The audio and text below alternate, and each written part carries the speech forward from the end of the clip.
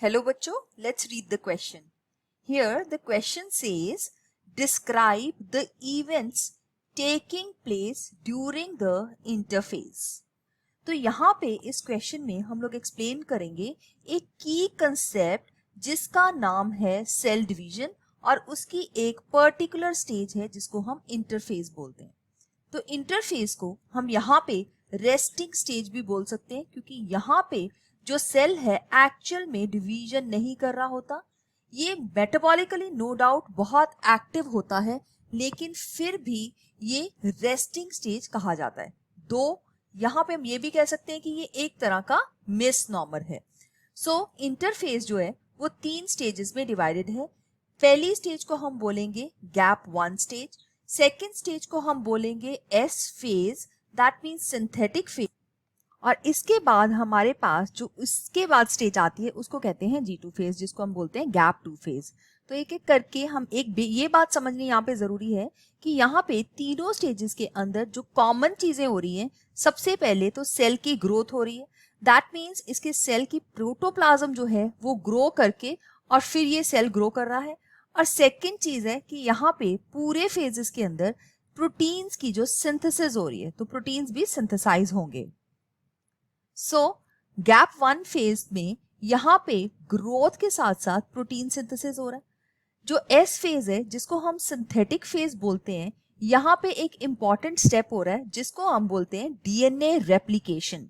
DNA replication का मतलब है कि डीएनए की डबल कॉपी बन रही है बिकॉज अब 2 सेल्स बनने हैं तो उसके अंदर वो डीएनए को डिवाइड होना है.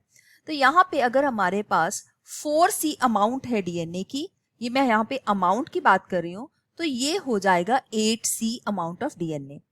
लेकिन यहाँ पे क्रोमोसोम नंबर नहीं बढ़ेंगे. अगर सेल के पास 46 क्रोमोसोम है तो नंबर ऑफ क्रोमोसोम्स यहाँ पे सेम रहते हैं.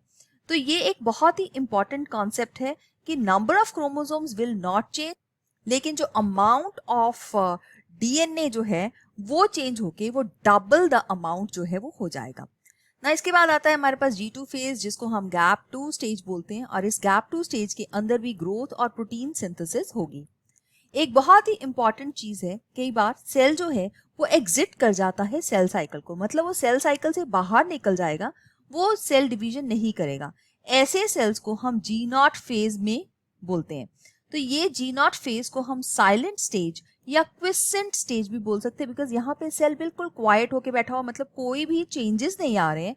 तो ये जो हार्ट और न्यूरॉन्स के सेल्स होते हैं ये इस तरह के सेल्स होते हैं जो कि एक बार डिवाइड करके अपनी कैपेसिटी जो है, अपना पोटेंशियल जो है वो लूज कर चुके हैं. लेकिन अगर कुछ रिक्वायरमेंट होती है तो ये सेल्स डिवाइड कर सकते हैं. तो यहाँ पे हम लोगों ने देखा कि इंटरफेस जो है ये मेटाबॉलिकली काफी एक्टिव है. यहाँ पे काफी सारे चेंजेस आ रहे हैं सेल में, इस वजह से इसको हम प्रेपरेटरी स्टेज बोलते हैं. तो प्रेपरेटरी स्टेज में हालांकि सेल डिवाइड नहीं कर रहा है, लेकिन फिर भी ये सेल जो है बहुत सारी प्रिपरेशन कर रहा है bye growth of protoplasm and protein synthesis. तो इन दोनों की सिंथेसिस की हेल्प से ये प्रोटोप्लाज्म को ग्रो करके अपने सेल की डिवीजन का जो नेक्स्ट स्टेप है उसके लिए ये हेल्प कर रहा है. सो हम देख सकते हैं G1, S और G2 फेज ये 3 इंपॉर्टेंट फेजेस हैं इस इंटरफेस के. लेकिन कई सेल्स के अंदर जब वो एग्जिट कर जाता है सेल साइकिल तो यहाँ पे G0 फेज भी होता है. So I hope you have understood it well. Best of luck. Thank you.